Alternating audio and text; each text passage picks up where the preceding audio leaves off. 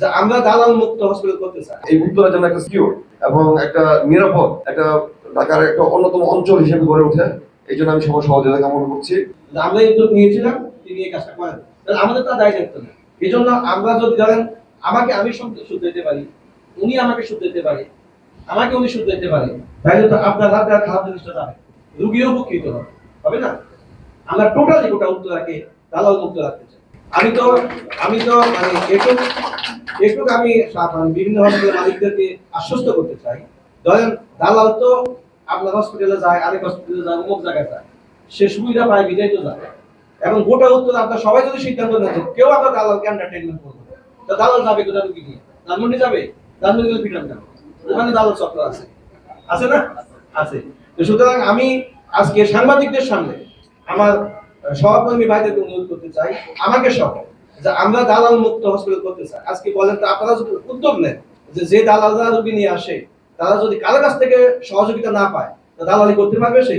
রুগী তো আনতে হবে তাকে, রুগী চিকিৎসা করতে হবে তাকে, তাহলে তো রুগীর হাতে মার খাবে সে। যে গ্রাম্য ডাক্তারটা একটা রুগী ধরে নিয়ে আসতেছে আপনার হসপিটাল চিকিৎসার জন্য, যদি সে চিকিৎসাটা না পায় তাহলে ওই রুগী তাকে মারবে না, তাকে বকাঝকা করবে না? তো এই জন্য আমি সব ভাইদের অনুরোধ করবো ওইটা থেকে আমরা মুক্ত থাকি। আমরা ইথিক্যাল বিজনেস করি, কোয়ালিটি বিজনেস করি, রুগীর অভাব হবে না, রুগীর কোনো অভাব নাই। আপনি যত চিকিৎসা দিবেন আপনার রুগী বাড়বেই দিন, শুধু কোয়ালিটি চিকিৎসা দরকার। আগামী 2-3 বছরের মধ্যে উত্তরা আরো নতুন নতুন অনেক হসপিটাল আসতেছে, আমরা কি তাদেরকে বাধা দিতে পারবো? প্রয়োজন আছে, হ্যাঁ প্রয়োজন আসতেছে, প্রয়োজন আছে।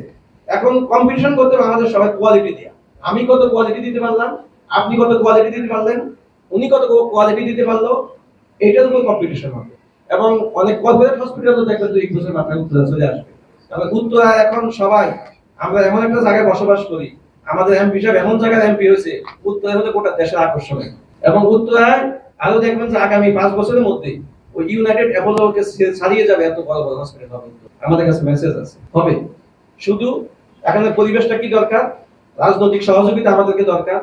আমার তেমনি ভাবে সাংবাদিক ভাইদেরকে আমি বললাম, তেমনি ভাবে রাজনৈতিক ভাবেও, যেমন অনেক সময় আগে মানুষ কিন্তু একই আছে আমাদের সমাজে। আগে যখন আমাদের একটা রুগী বিল কমাতে আসতো, আওয়ামী লীগের নেতা ধরে নিয়ে আসতো, আওয়ামী লীগের একটা সুপারিশ নিয়ে আসতো। একই ব্যক্তি এখন ওই বিল পেয়ে একটা সুপারিশ নিয়ে আসে। মানে আপনার পরিবেশ চেঞ্জ হয়েছে, আমাদের কোনো উন্নতি হয় না। আমরা মনে করছি আগে মানুষ আমাকে রাজনৈতিক নেতা আমাদের অত্যাচার করছে, এখন মুক্ত থাকবে, এটা মানুষের কারণে, রাজনৈতিক নেতাদের কোনো দোষ নেই। এখন রাজনৈতিক নেতারা জানে না যে রুগীটা এখানে করতে হয়েছে। সে যখন বিলটা একটু হইলো ঘুরে গেলে দেখে যে কোন রাজনৈতিক নেতাকে ধরলে আমি বিলটা কমাইতে পারবো, কার সুপারিশটা দিলে ওখানে বিলটা কমাইতে পারবো।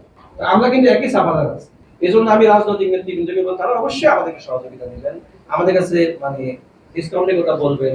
অসহায় রোগী হলে আমরা অবশ্যই বিনা টাকা চিকিৎসা করবো। 4 বছর কার্ডিয়াক ব্যাপক পরিমাণ লস। তারপর আমি অ্যাডামেন্ট ছিলাম যে উত্তরা থেকে একজন কার্ডিয়াক পেশেন্ট ধানমন্ডি অথবা ল্যাবেট অথবা পপুলারে যাইতে শত শত কার্ডিয়াক পেশেন্ট রাস্তায় মারা যায়। কারণ কার্ডিয়াক চিকিৎসার মূল জিনিস হলো সময়।